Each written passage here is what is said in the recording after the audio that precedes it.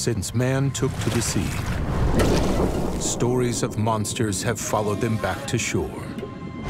But while legends of serpents, mega sharks, and krakens have found basis in science and fact, a sea monster off the Alaskan coast remains undocumented. A local legend for centuries, the first intriguing evidence of the creature was captured in 1969.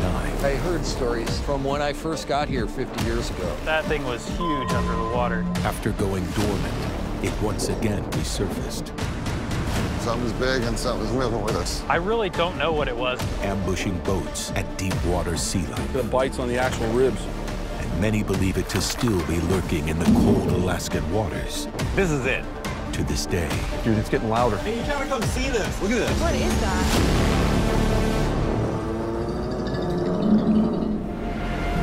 In the mid-20th century, scientist Ivan Sanderson set out to separate fact from fiction.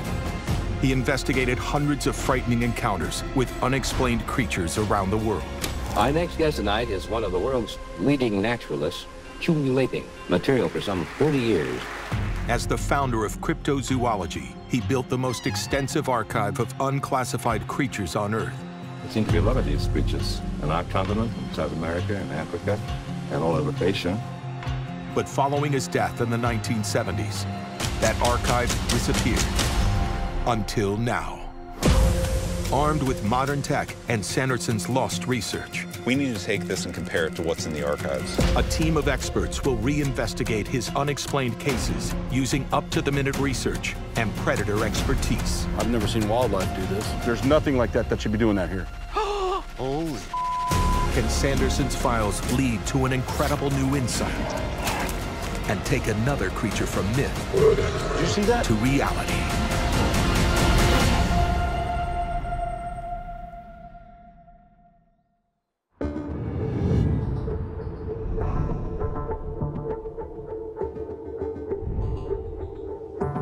It's the Kodiak sea monster. One of my favorites. A big one in Sanderson's archives. The vast expanse of the ocean, the strange alien terrain. There's a lot we don't know. Sanderson believed the elusive creature, named the Kodiak sea monster, is a 150-foot prehistoric relic. According to indigenous accounts, the creature lives and feeds in the deep trenches close to shore. But in 1969, a boat captain may have captured the most compelling evidence yet. Retired Coast Guard, well-respected Captain Stanley Lee actually sent Ivan Sanderson many distressed type of letters talking about the fact that a local shrimp boat actually got an image of what looks like a dinosaur on a Simrad reed. This letter from Captain Stan Lee is one of great mystery. Lee is a seasoned seafarer for over 3 decades, and he wrote to me that one day off the shores of Kodiak, a rather large creature was detected over 50 fathoms below the water's surface, spanning over 100 feet long on the Simrad. So Simrad started in World War II. It used sound waves to find objects under the water. So it would use echo sound. So the transmitter would function like a megaphone, and it sends a big beam of sound through the sea. And once it hits something, those sound waves reflect back up, and then that data is translated to produce something like that. When this went into publication on a newspaper, they had the original Simrad strip, and it would look like this. And in order for them to see what they wanted them to see, they zoomed in on that strip. So that's why this is heavily pixelated. It was possibly altered, but either way, it's a massive animal. I mean, we know that we have whales that size, but obviously not that. But taking it back to Stanley's messages, Ivan Sanderson believed that there was the possibility of a prehistoric animal living in the waters off the coast of Kodiak. I really do believe that we were looking at a possibility of a type of plesiosaur. The plesiosaurus was an apex predator marine reptile that first appeared 203 million years ago. The dinosaur could grow to the size of a tractor trailer and had hundreds of needle-like teeth set in a crushing jaw. So we're talking about a giant prehistoric creature. Yeah, basically. If you look at this, you can actually see a type of body with a long neck and a tail, and triangular-looking fins. The Kodiak sea monster has been compared to what was supposed to be extinct prehistoric creature, the plesiosaur.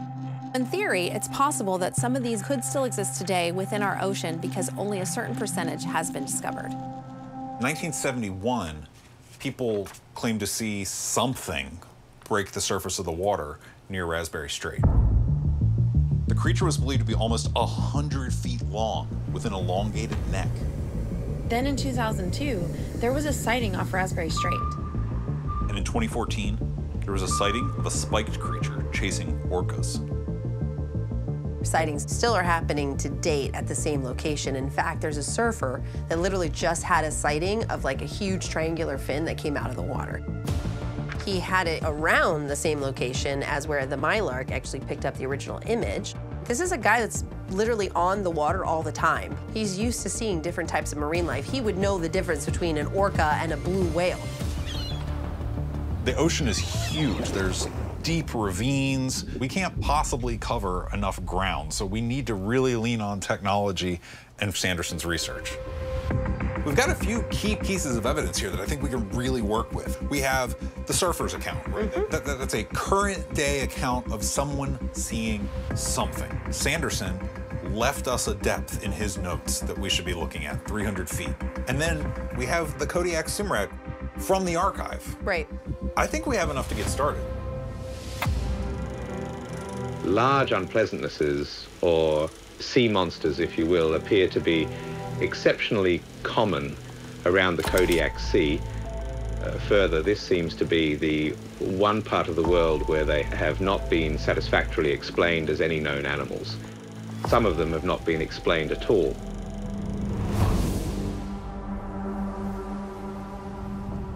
Kodiak Island is a part of the Aleutian Island chain. This whole entire island is surrounded by nothing but water. And what's amazing is that we also have these little inlet channels that come in close to a lot of the main fishing areas in town. Kodiak Island, which sits 100 miles off the Alaskan coast, is as remote as it is punishing. With harsh winters, treacherous coastlines, and the most dangerous predators on Earth. But according to Sanderson, there could be another apex predator lurking beneath the surface. And Charlie and Brittany have assembled the team in Alaska to attempt to document it.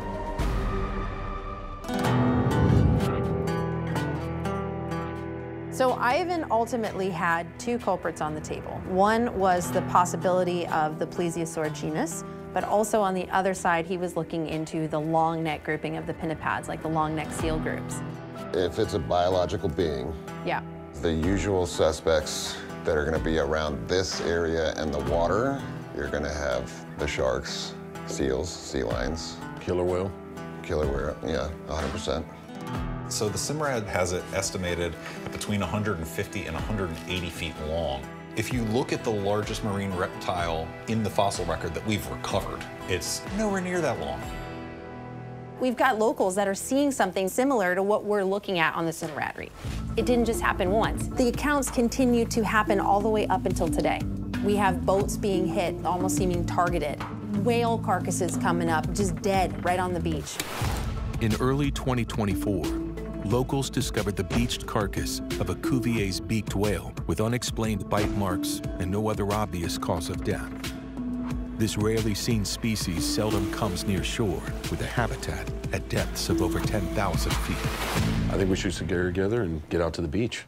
We can look for predatorial bites. Yes. We have to see a body. We can determine by what we see on the body. We have to rule out like scavengers and predators on land, which should be easy to do as far as bite marks go.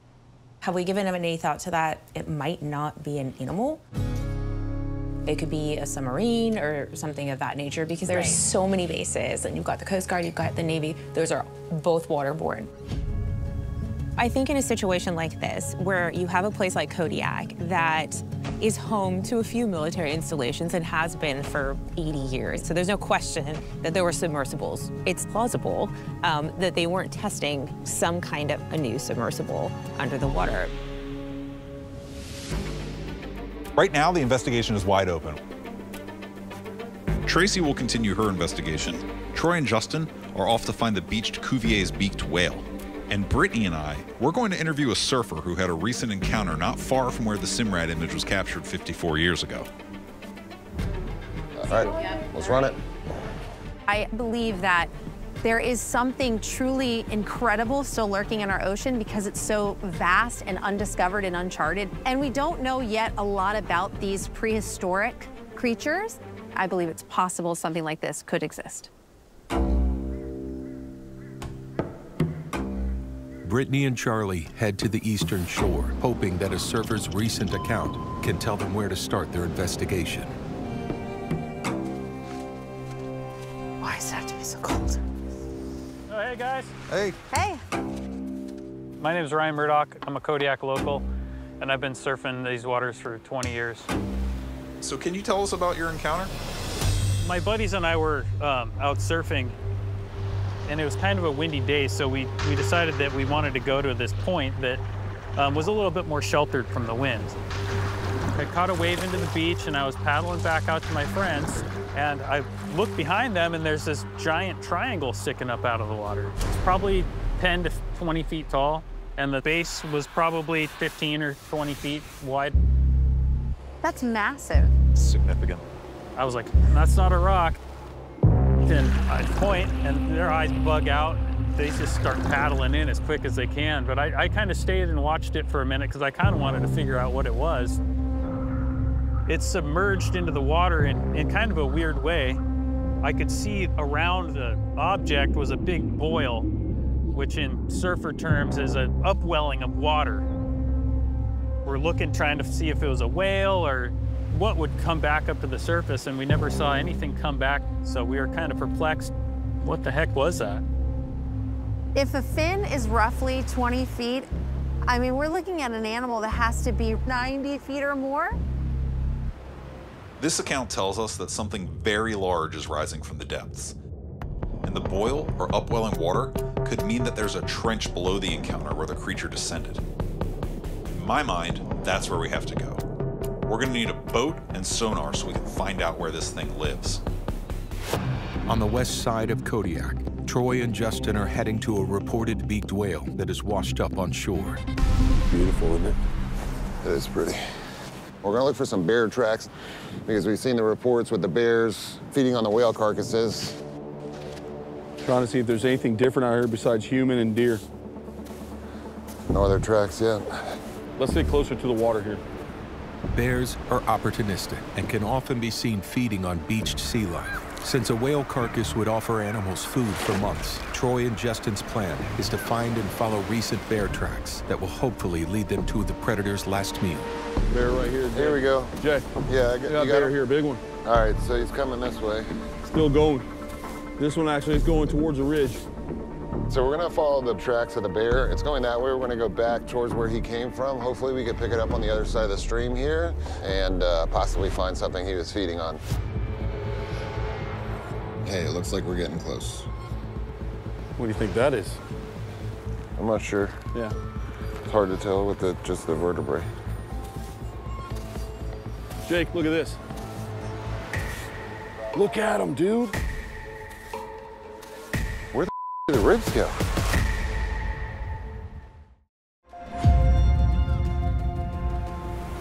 I was just talking to my otter friends.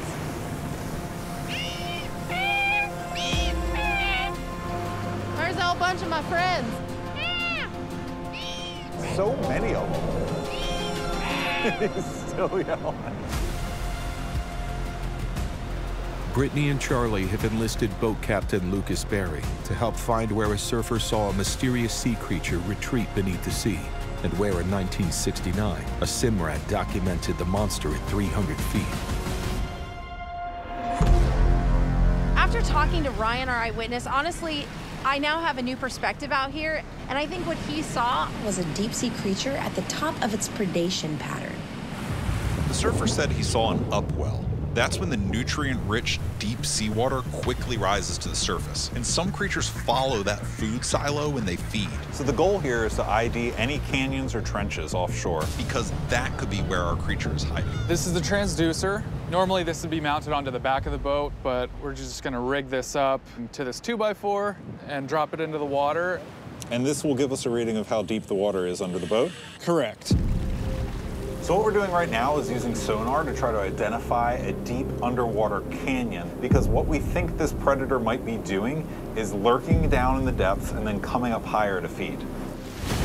Ivana Sanderson's files and eyewitness accounts all indicate that the mysterious creature hunts along the steep underwater shelves that are unique to the coastal geography of Alaska and Kodijaka.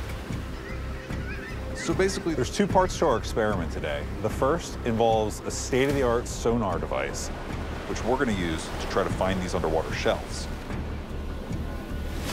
The other thing we're looking for is areas where there's a density of potential food for this creature.